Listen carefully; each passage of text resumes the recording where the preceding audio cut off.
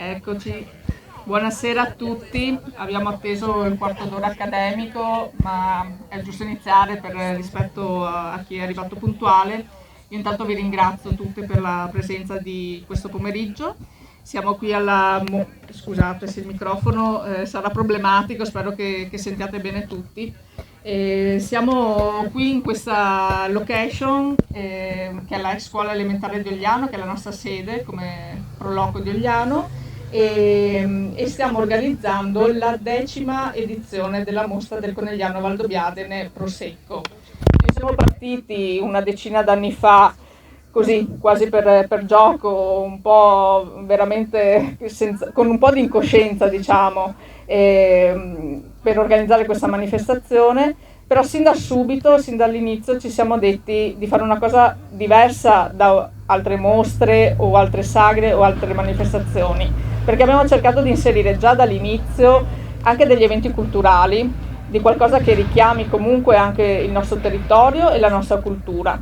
Quindi diciamo che questa iniziativa si inserisce in questo nostro progetto, in questa nostra idea che abbiamo portato avanti fin dall'inizio. Stavo dicendo prima ai nostri autori che abbiamo in programma anche un ulteriore evento a posteriori rispetto alla mostra che finisce domani, che è la leggenda di Villa Maresio. Quindi domenica prossima, l'11 maggio, avremo questa rievocazione, diciamo, organizzata con Laura Pasin e con Marzia Bonaldo, che ci porteranno, diciamo, nella storia e nella leggenda di Villa Maresio. Abbiamo ancora pochissimi posti, quindi se qualcuno fosse interessato dopo siamo disponibili, però diciamo che appunto si inserisce, insomma, ecco, in questo programma non solo enogastronomico ma anche culturale di promozione del nostro territorio. Ho insistito con Michele, ci siamo sentiti a Natale più o meno, insomma, quando mi ha fatto vedere, insomma, diciamo, questo nuovo lavoro, questa nuova produzione. Ho insistito perché venisse a presentarla qua a Ogliano. Lui ovviamente ha accettato subito il mio invito e di questo lo ringrazio veramente. E c'è da dire che è un lavoro comunque fatto benissimo. Adesso spero che voi abbiate modo di acquistare oggi il libro, ma vorrei subito passare la parola, insomma, per una piccola introduzione ai nostri due autori. Abbiamo appunto Michele Zanchetta e Francesco Galiffi, quindi vi chiederei una piccola introduzione, due parole, insomma, su come nasce questo vostro lavoro.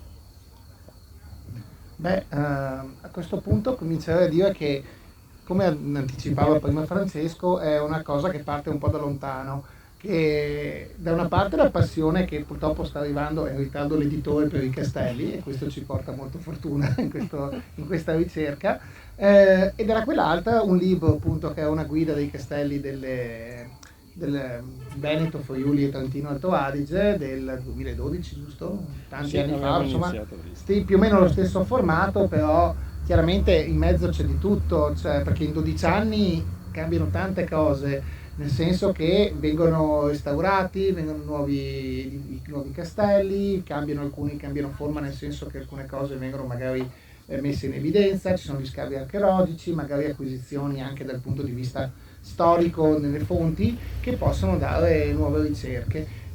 L'idea mia era quella di fare una cosa che avesse un linguaggio comune, che io chiamo, mi piace utilizzare un termine greco che è koiné, appunto linguaggio comune, nel senso che più o meno il territorio delle Venezie, pur nella sua complessità nel temporale, perché qua si parte dal tardo antico, quindi alla fine dell'impero romano, e si arriva fino al basso medioevo con alcune soluzioni di strutture che diventano da castelli, diventano fortificazioni o fortezze utilizzate fino alla prima guerra mondiale anche, quindi cambiate moltissimo nel tempo. Ecco, in questa complessità qui cercare quel linguaggio comune, quelle similitudini che si trovano all'interno di queste strutture nel territorio, questa koiné appunto tra Trentino, Veneto, Friuli e anche l'Istria, perché anche l'Istria chiaramente ha delle interessantissime. Più vicino?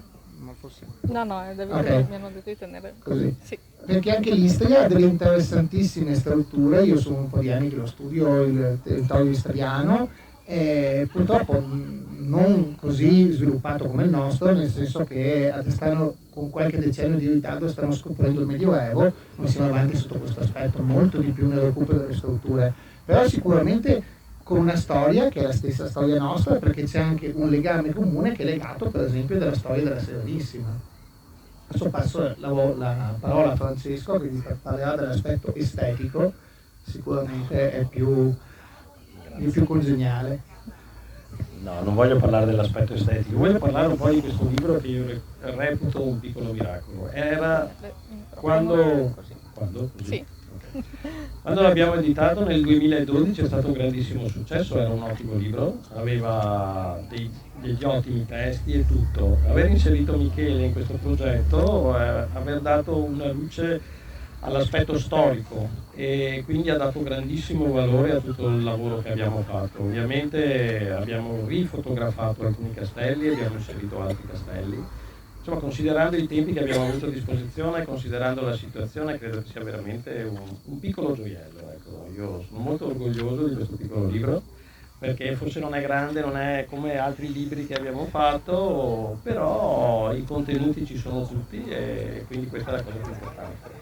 Era far convergere delle capacità differenti, la capacità, diciamo, le virgolette fotografiche, e raccontare dal punto di vista estetico il territorio e i castelli che lo caratterizzano e raccontare la storia, seppure in uno spazio ridotto, dare dei contenuti che possono essere spunto per studi più approfonditi per chi ha voglia, o altrimenti solamente suggerimenti anche per una semplice gita fuori porta. Insomma.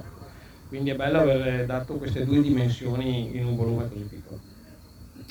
Sì, difatti quando io l'ho preso per mano mi sono detta subito, è una guida turistica ma anche una guida storica, quindi volevo proprio chiedere a Michele come si inserisce, diciamo, questo libro tra la parte storica e la parte di guida. Questo è un po' la base per chi vuole visitare il nostro territorio, però appunto anche dei cenni storici che chiaramente sono riportati. Volevo chiederti un po' questo.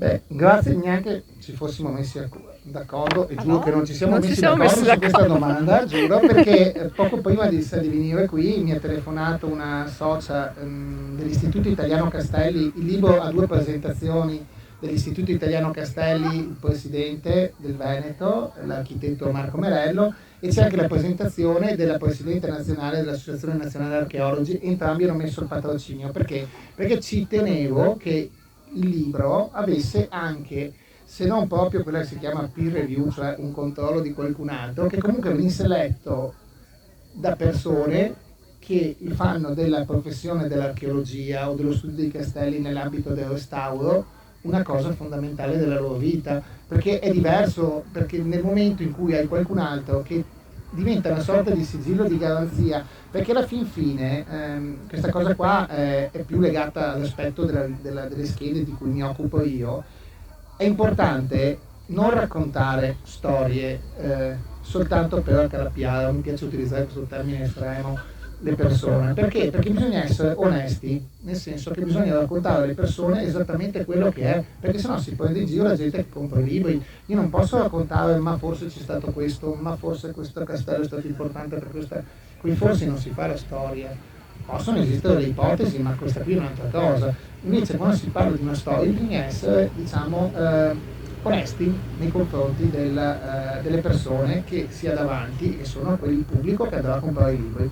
E appunto poco prima di venire su mi ha telefonato una socia dell'istituto che mi diceva, di Venezia, guarda, non posso venire perché non ce la faccio a venire su e tutto, non può venire neanche la professoressa Di Sorio, che è una docente è stata docente per tantissimi anni di storia di arte moderna all'Università di Venezia, e mi ha detto, la professoressa ha detto che il tuo libro è semplice ma rigoroso. E detto onestamente da un docente accademico, una simile definizione era esattamente quella che andavo in cerca, perché io volevo che fosse divulgativo, ma che fosse onesto nei confronti delle persone. Quindi sì, è vero, c'è una ricerca storica, è una guida nel senso che aiuta e invita le persone ad andare in cerca di quelle che sono le storie del nostro territorio, scoprire nuove storie, conoscere le bellezze.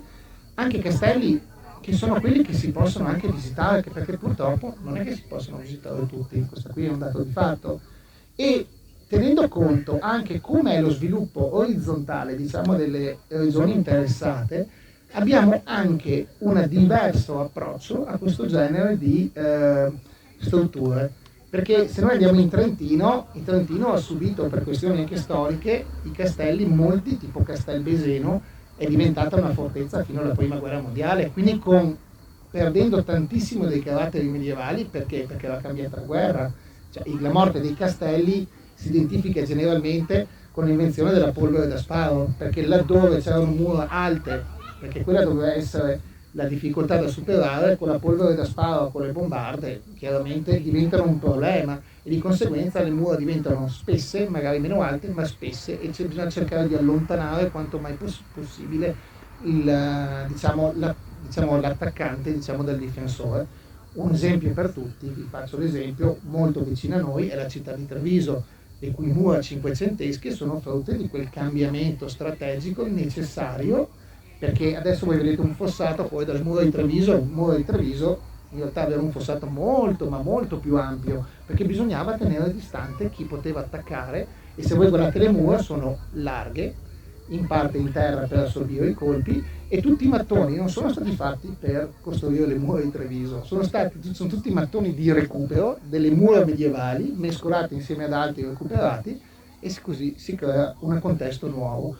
Conegliano, che è la nostra città, si è salvata da questo scempio castellano, perché Conegliano a un certo punto, quando passa sotto la Serenissima, nella sua tipica, scusate, c'è qualcuno che ci impedisce di parlare, ok? No, sono e nella sua tipica strategia di non creare dei punti di difesa o di asserragliamento del potere, fa in modo che tutte le fortificazioni decadano, scompaiano. Addirittura nel bellunese le fa, così si dice, atterrare, cioè le fa distruggere e fa spingere all'inizio del 400 la nobiltà, che è dall'età carolingia, che è rurale nella campagna, la spinge ad andare a costruire i palazzi in città, ed ecco laddove che Feltre e Belluno crescono e nascono quei bellissimi palazzi che caratterizzano le città. Conegliano invece, che non conta assolutamente niente, viene abbandonata nella strategia.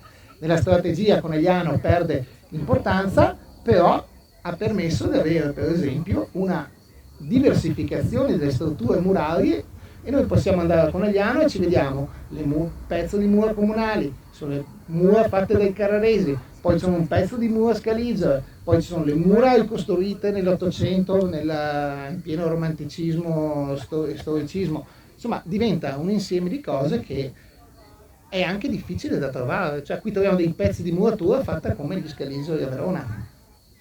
Perché? Perché Conegliano, perdendo importanza, l'ha lasciata. Quindi sì, diventa una guida semplice, ma anche rigorosa nella ricerca storica, perché bisogna essere onesti nei confronti delle persone. Grazie Michele. Io invece volevo chiedere a Francesco un po' il lavoro fotografico, come è stato strutturato, è una cosa a lunga anni, immagino, no? In parte sì, sui castelli quelli più vicini chiaramente sì, c'è un archivio di tanti anni, e qualche foto l'abbiamo pescata anche da libri che avevamo già editato intorno al 2000, come la copertina del Castello di Zumele. Per il resto pedalare, come si dice, avanti e indietro, centinaia di chilometri. È stata abbastanza dura, diciamo, anche, e siamo stati molto fortunati perché i tempi erano ridotti, e devo dire la verità, abbiamo trovato 2 o 3 giornate particolarmente belle, quindi insomma siamo riusciti a svolgere parecchio lavoro. Chiaro, non si può, quando si esce così, lavorare sul dettaglio o cercare proprio la miglior luce possibile. Bisogna chiaramente a volte un po' accontentarsi, però insomma sempre abbiamo scelto un target di un certo tipo, piuttosto si ritorna, visto che comunque le distanze non sono eccessive, per garantire che insomma l'aspetto iconografico sia all'altezza, insomma, ecco, perché è fondamentale. Devo dire che abbiamo ricevuto una grossa critica perché c'è solo un fantasma in tutto il libro, E questo è terribile. Un libro di Castelli cioè solo Bianca è sopravvissuta. Un classico. Sono anche poche principesse. Ah, è vero, vero. Ecco, questo dà anche un po' la misura appunto del valore del libro, che appunto, come ho detto prima, è un concentrato di spunti sotto tutti i punti di vista. Può essere bello anche recarsi in loco per fare delle fotografie, chi è appassionato, e può essere bello anche approfondire il lato storico, come ha detto prima Michele, tutti questi aspetti dell'avvento della Tres Italienne, del cambio delle strutture difensive sono terribilmente interessanti, hanno cambiato la guerra, hanno cambiato la storia dell'uomo fondamentalmente, quindi gli spunti sono tanti.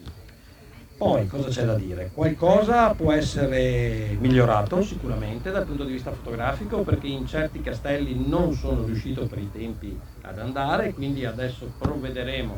L'idea è quella di uscire con un libro che avrà un aspetto, sarà un vero libro, non solo una guida, quindi faremo tesoro dell'esperienza di questa guida e cercheremo di declinare il tutto in un modo ancora più bello, più ampio, quindi avendo più spazio anche per raccontare di più, perché insomma io penso che l'aspetto storico sia fondamentale, ecco, per dare valore comunque a un libro in generale che parla di queste cose. Bene, io devo dire che posso passare la parola a Michele, che ha sempre tante cose da dire. Sì, dopo ti lascio carta bianca. L'ultima domanda da parte mia era un po' il nostro territorio. Hai già accennato al castello di Conegliano e mi raccontavi che anche qua a Ogliano forse c'era una fortificazione, insomma chiedo a te insomma questo approfondimento proprio sul nostro territorio. Ora qui però andiamo più verso l'altro libro che avevo fatto, Vendiamo entrambi, li hai da vendere anche gli altri. Posso andare a prendere. No, a parte gli scherzi, no, allora questo qui è un libro di uno spazio molto più ampio, chiaramente restringendo sul nostro territorio. Poi ho analizzato anche il territorio qui di Coneglianese, perché il libro tra Piave e Livenza, ho censito 349 strutture e chiaramente andando diciamo nel profondo riesce a trovare fonti e indicazioni anche di strutture fortificate laddove magari non si poteva neanche immaginare. Purtroppo non è che tutti, ma è normale che sia così, è come dire chiesa, cioè con la chiesa si identifica una cosa, ma in realtà c'è una moltitudine di tipologie di strutture all'interno delle quali si fanno le funzioni religiose, ok? E stessa cosa per i castelli. Non sono solo i castelli, sono le case matte, le case forti, le città murate, i borghi fortificati e così, le grange che sono le aziende agricole fortificate, insomma c'è una marea di strutture fortificate e specialmente nelle zone secondarie, diciamo non principali come i centri urbani. Conegliano è una città che durante il Medioevo è fortificata, ha un castello nella parte alta che è il centro militare e il centro economico è a partire dal 300 dove lo conosciamo noi adesso, che è diciamo, la Contrada Grande, anche se il Borgo Vecchio è in sinistra a Monticano. È lì che nasce il nucleo medievale di Conegliano, nella zona dei conventi, nella zona quello che è chiamato Borgo Madonna. Era circondato da fossati, era circondato da terrapieni con palificate, non aveva delle mura, però è la zona antica di Conegliano. C'è dell'altro attorno, certamente, nel senso che non si può pensare di presidiare un territorio senza avere una copertura visiva completa che ci permetta di accorgerci quando arrivano nemici o meno, sono dei pericoli. Ecco che nelle retrovie oppure nelle colline laterali esistono strutture che servono a presidiare il territorio. Cosa c'era in questa zona? Questa zona collinare tra Conegliano e Ceneda, qui innanzitutto passava la vecchia strada e è una strada che è ricordata anche negli scritti tipo del 400 di questo monaco che va a Gerusalemme, torna indietro e tornando indietro c'è un pezzo che racconta della parte di Conegliano, racconta anche quando lascia Conegliano per andare a Ceneda e dice che deve partire presto la mattina perché appena fuori dalla città ai confini con Ceneda è sempre una zona di briganti, quindi non è esatto. i briganti della zona tra Ogliano, Carpesica, Marcorà, insomma una zona di briganti. Perché? perché in realtà dov'è che si nascondevano i briganti? Fuori dal centro, perché praticamente appena passata la zona, diciamo, di sfruttamento, di taglio del legno che serviva per la città, per scaldarsi, per farsi da mangiare, per ogni attività anche industriale, chiaramente cresceva liberamente il bosco e quindi nei boschi ci si poteva nascondere più facilmente.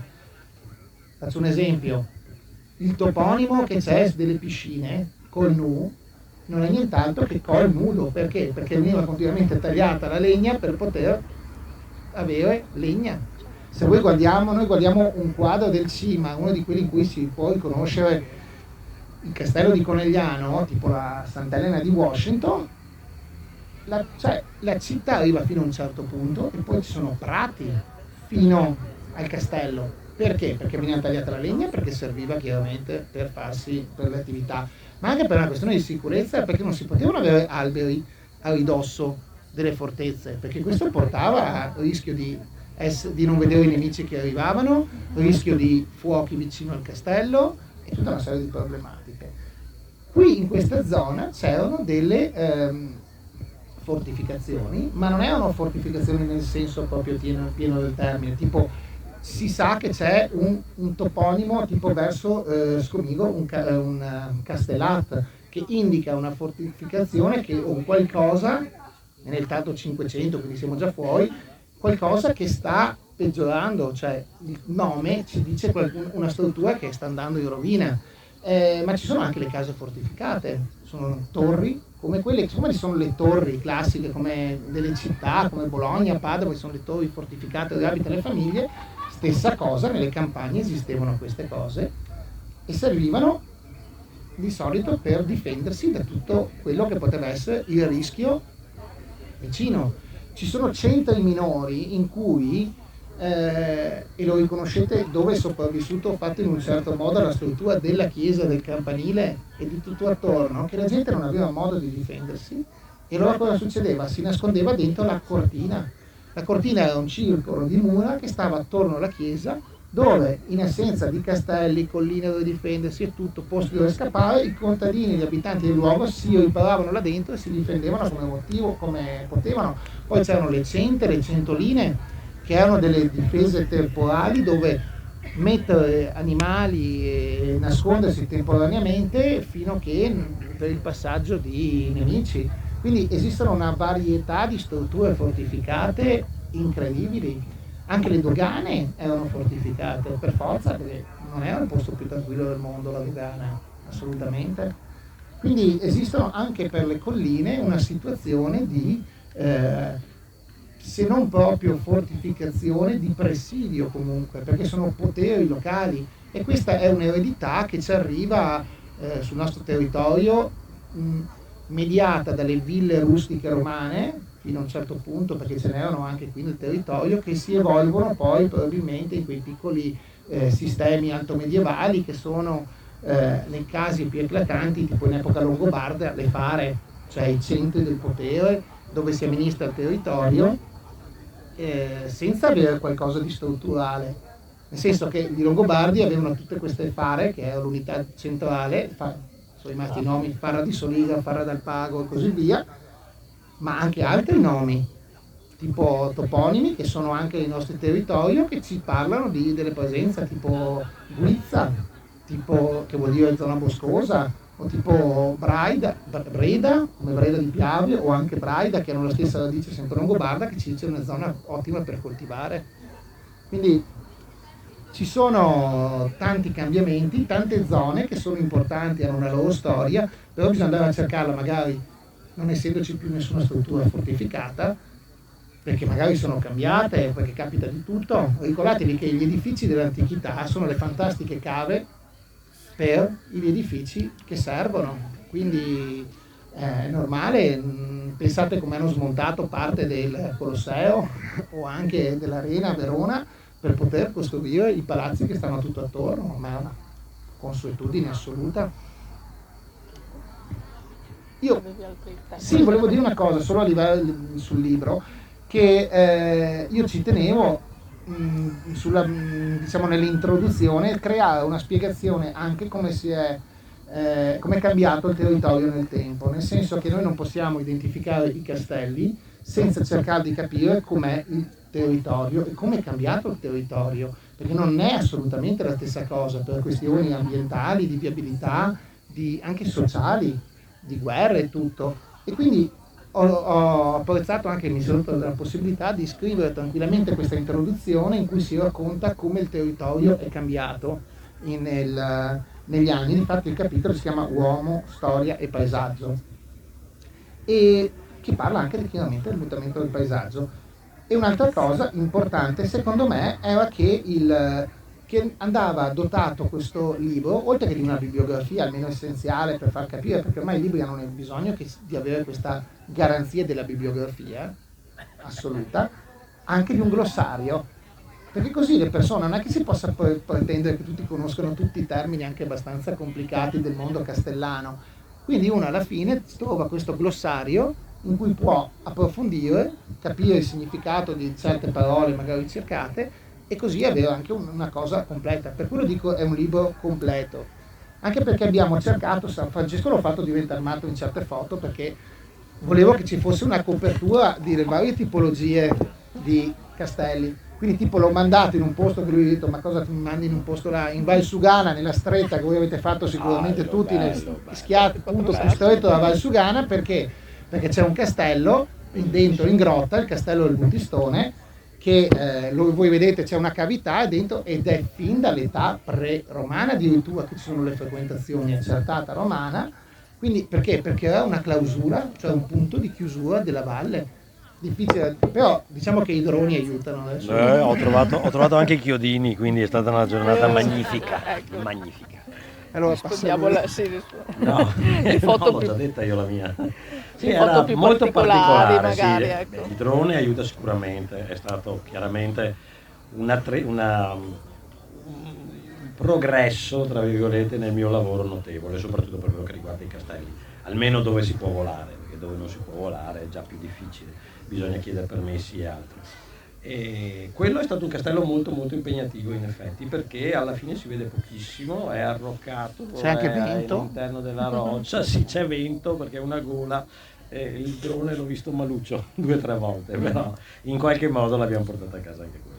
Anche perché non è che potevi buttarti in mezzo alla statale a 3 corsie. Non era il caso. È stata una giornata molto dura quella, perché siamo partiti da Verona, dalla bassa di Verona, poi questa era una giornata tipo per raccontare un lavoro di questo genere. Siamo partiti dalla bassa di Verona, che ci sono 3 castelli in fila: Sanguinetto, Isola della Scala, poi c'era Villafranca, poi da lì siamo saliti e siamo andati a Riva del Garda, sì, fino a Riva del Garda, quindi abbiamo fatto il lago di Garda, abbiamo saltato fortunatamente Malcesine e l'Assise perché avevamo già le foto del lavoro precedente. Da Riva del Garda siamo andati a Novarna, che è su e dopo giù, e dopo siamo finiti al cavolo del Buttistone, e comunque non è mancato un passaggio al castello molto carino, quello vicino a Feltre, che si chiama di Lusa, il Castello di Lusa, sì. Che abbiamo fatto delle foto veramente molto carine, lì è stata una grande scoperta. Tra l'altro devo anche ringraziare Michele perché non lo conoscevo quel castello, molto molto bello, merita una visita assolutamente. I proprietari, abbiamo avuto un rapporto un po' così, ma lo costruiremo col tempo. No, sono stati contenti da un certo punto di vista e meno contenti da un altro punto di vista, ma insomma anche i castellani hanno un loro carattere, bisogna anche venirgli incontro e saper comprendere queste cose.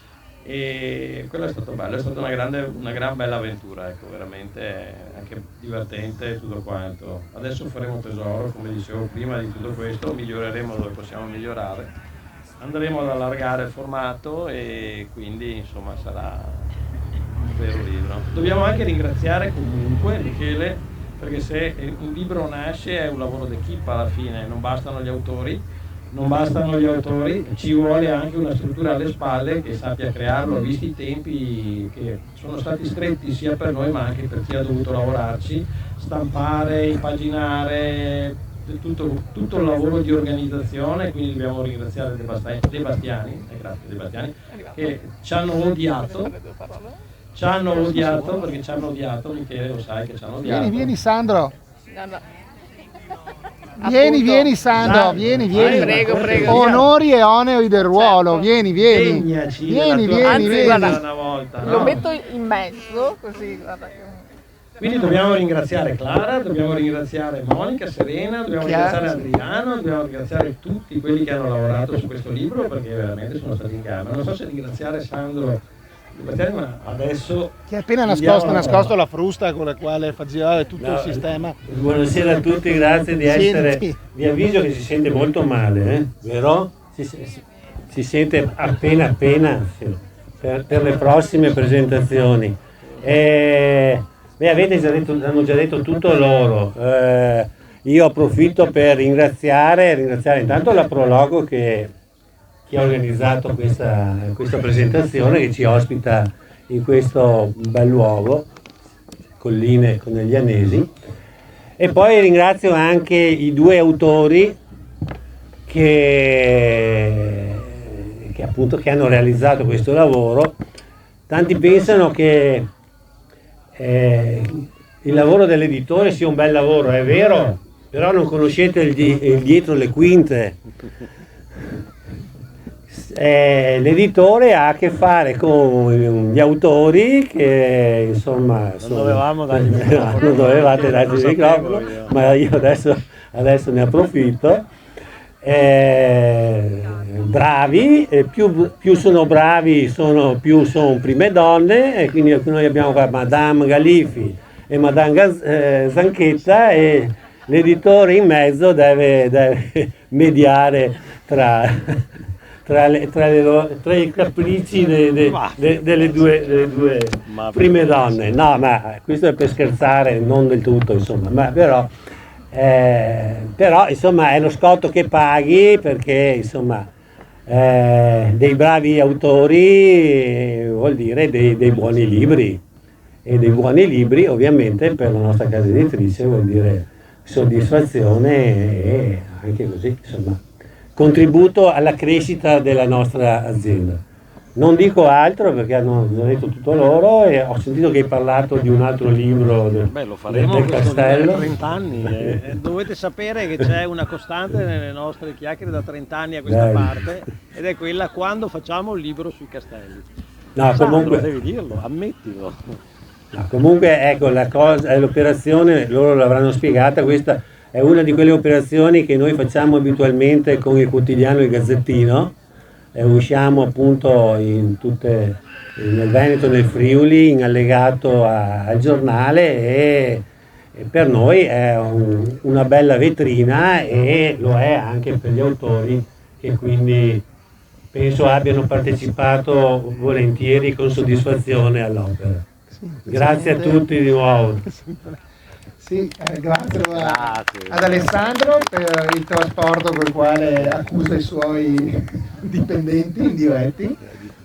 Comunque, a parte questo, Francesco, io voglio raccontare, dopo vi passo il microfono se avete delle domande, voglio raccontare che c'è anche il rovescio della medaglia. Francesco ha detto che aveva avuto un rapporto iniziale un po' di problematico con un tipo di proprietario dei Castelli di Lusa. A me è arrivata direttamente la lettera dell'avvocato di uno che si è offeso perché non è stato inserito dentro il suo castello, il che è sembrata una cosa lunare a me, infatti però ho dovuto anch'io rispondere tramite la lettera di un avvocato per chiarire cosa volesse da me onestamente, perché adesso, a parte le battute, a me come ricercatore ha dato un fastidio incredibile, perché diventa un'intromissione nella libertà di ricerca di uno studioso, soltanto perché io possiedo questo, quindi io voglio che ci sia, cioè io non prendo, cioè, ordini di questo genere, diventa una cosa, capite anche voi, che potrebbe diventare una cosa veramente problematica. Si rada il suolo il castello. Sì, si rada fuori il castello, vabbè.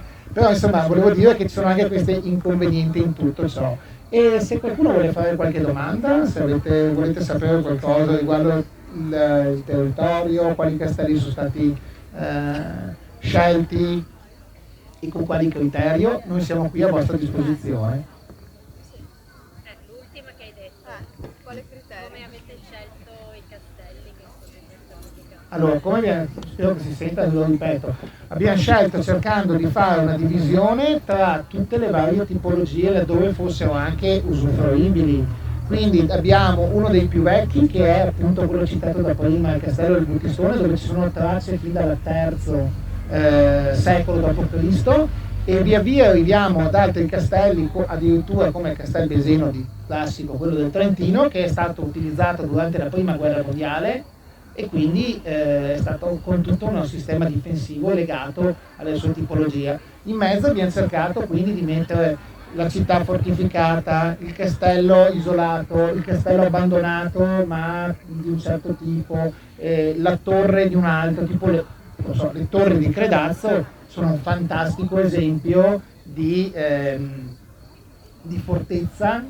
che non è un castello, è un insediamento di un nucleo dominante in quella zona che sceglie quella forma lì molto particolare, unica nel suo genere. Però, ripeto, anche per l'Istria, per esempio, l'Istria sotto certi punti di vista è ancora terreno vergine, nel senso che loro sono indietro rispetto a noi sullo sfruttamento dei castelli e quindi ce ne sono molti che sono proprio ancora dispersi in mezzo al nulla. C'è una città che è 2 castelli, che è nella zona centrale bassa dell'Istria, che è meravigliosa.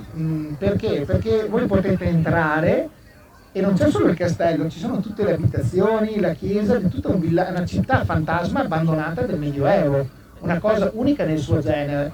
Tanto che mio fratello, non a caso, è certamente impressionato della cosa, che gli ha fatto anche un filmato tipo horror dentro, che dopo ha messo online. Però ci sono un sacco di tipologie, tipo non so, a Muggia c'è un'altra tipologia diversa ancora di fortezza, c'è una cosa legata al presidio sul porto. Castello San Giusto è un'altra tipologia sempre vicino a Trieste di castello, quindi ci sono un sacco di edifici che hanno subito anche la fase palaziale, quindi come il castello di Cison, che non si può più definire un castello, una residenza, perché non si è mai visto un castello con 100 finestre e gli affreschi in facciata, però ha una sua storia importante sicuramente. L'azienda agricola che c'è a Formeniga, che si chiama Castello Formeniga, qualcosa del genere, c'è anche lì storicamente? Allora lassù c'era il castello, si trovava a Formeniga dove c'è la chiesa attualmente, in alto. In seguito al terremoto della fine del XIX secolo, adesso non mi ricordo, 1883, adesso non mi ricordo 73, adesso non mi ricordo bene, la chiesa che si trovava più in sotto, dove adesso c'è il bed and breakfast, crolla e viene ricostruita al posto di dove c'era il castello da Formeniga all'inizio, fino mi pare nel XIV secolo viene distrutto il castello di Da Formeniga. Quindi sì, c'è un'origine di qualcosa, però non è dove adesso c'è l'azienda agricola, lì c'era la chiesa con il cimitero annesso. La chiesa era nella parte più dove c'è il bed and breakfast, più spostata verso l'esterno, verso sud, e il castello si trovava sopra, come era normale che fosse. Poi dopo anche il mondo medievale, specialmente del nostro territorio, non è come uno si può immaginare, perché noi adesso vediamo anche grazie agli effetti diciamo speciali del film, degli assedi mostruosi. C'è una cosa che a me mi ha fatto molto ridere, c'è su un fatto di Conegliano, che l'avevo letto tanti anni fa, che a un certo punto il signore da Formeniga si arrabbia, non mi ricordo per quale motivo, con il vicino comune di Conegliano e manda i suoi soldati, che in realtà erano dei contadini, armati di forca, poveretti, e mandati allo sbando, e con ben 37 contadini armati li va a cercare di assediare la città di Conegliano. Quindi ti lascio immaginare che scena può essere stata, almeno da chi stava su in cima alle mura. Non è stata un gran successo. Comunque vabbè, in questo senso sì, ci sono delle preesistenze di strutture, ma anche medievale, se noi andiamo a Conegliano sempre, se noi poi chiaramente non c'è nel libro, in questo qui, se noi andiamo lungo il Monticano in Via Verdi, alla fine di Via Verdi, c'è, per chi ha qualche anno in più si ricorda, c'è il mulino Sarzetto con la torre e tutto. Ecco, quello non è nient'altro di quanto rimane della struttura fortificata che faceva parte del convento di San Polo, che era un po' più in su, e quella struttura era semplicemente un'area chiusa di protezione per poter tenere una sorta di piccola granza con il torrione dove venivano tenute le sementi e le derrate al sicuro. Perché? Perché si trovava al di fuori della cerchia muraria e quindi doveva trovare un modo per difendersi. Ma c'erano anche delle cerchie difensive attorno al vecchio convento di Sant'Antonio che si trovava dove adesso c'è l'ospedale di Conegliano. Da quello che abbiamo adesso è stato ricostruito negli anni 40 del Novecento, diciamo più verso il Parco Rocca. Qualche altra domanda? Anche il criterio estetico un po', Adesso Sì. passo la palla a lui. No, anche qui è stato un motivo anche di confronto, e giustamente, perché c'è un interesse storico su tanti castelli, a cui però fondamentalmente non corrisponde un aspetto estetico, voglio dire, di un certo livello, e quindi a volte bisogna fare un po' delle scelte, perché comunque deve essere anche un libro con una chiave estetica che invogli comunque la gente a visitare i castelli, quindi a volte bisogna scendere a compromessi. Però in realtà credo che siamo riusciti a raccontare più o meno tutte le strutture più importanti, e quindi insomma ecco, l'operazione è riuscita. Michele, dobbiamo salutare la nostra fan più giovane. Ah sì, c'è. Abbiamo Anna Francesca, se ci sente. Che ha 2 mesi. Abbiamo una nostra fan di 2 mesi, quindi Antonello, salutiamo Anna Francesca che... Si vede quello lì è il padre Saluta che è 2 la- mesi che non dorme di notte. Penso che i ringraziamenti di rito abbiamo fatto, giustamente vuoi ringraziare Sì, voglio dire la Prodopo? una cosa importante, che è importante. Io lo dico da archeologo e qui parlo quindi con la veste mia professionale, che secondo me non è stato approfondito abbastanza sulla capacità e sulla libertà che dà di interpretazione anche il volo col drone.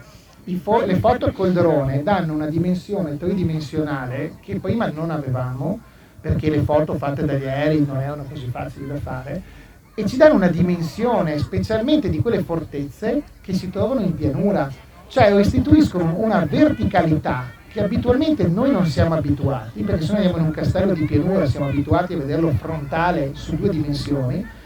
Se voi vedete tante foto fatte da Francesco, che riprendendole giustamente a 3/4, troviamo una profondità nelle 3 dimensioni che abitualmente, ripeto, guardate che è una conquista incredibile, perché vedete come finalmente poteva, diciamo, assumere l'aspetto un paesaggio durante l'epoca medievale, ed è una conquista che, ripeto, grazie alla tecnologia siamo riusciti ad avere, perché è tutta un'altra cosa. Voi vedete la foto frontale di un castello di pianura e la foto a 3/4, mi viene in mente quello di Sanguinetto che è preso dentro il paese, in pianura, spesso avvolto dalle nebbie, a una cosa. Rialzato con la foto del drone a 3/4, come è nel libro, ha un effetto estetico meraviglioso. Avete Qualche altra domanda? A che ora si mangia? A che ora si mangia? Il direttore ha appena chiesto quando si mangia, quindi avrà voglia di offrire da bere un aperitivo, immagino. Giusto? Sì, offriranno un beh. aperitivo, credo. No? Vabbè, allora io ringrazio assolutamente chi ci ospita in questo fantastico luogo, bellissimo. Di solito noi facciamo le presentazioni con le proiezioni di immagini, qua non si poteva fare, però secondo me è bellissimo lo stesso, perché dà anche un'idea del paesaggio di cui abbiamo parlato così tanto. Dovremmo fino farla, adesso. dovremmo rifarla. Comunque, prossima occasione che abbiamo per vederci, se siete interessati a una cosa simile, sarà domenica 8 giugno, che ci sarà, ma lo troverete sui social, legata alla libreria Tra le righe, una passeggiata per Conegliano presentando appunto il libro e raccontando un po' la storia del castello di Conegliano la mattina, però lo troverete sui social probabilmente. Bravi. Se volete ci sono qua. Sono qua. Qua ci pensa lui. No, ci Sì, penso. sì, no, ci pensi No, tu. non ha Io ho portato il cartone pieno, tu almeno lo porti a casa vuoto solo con i Firma. soldi. No, non ha portato Firma, niente, che era firmato.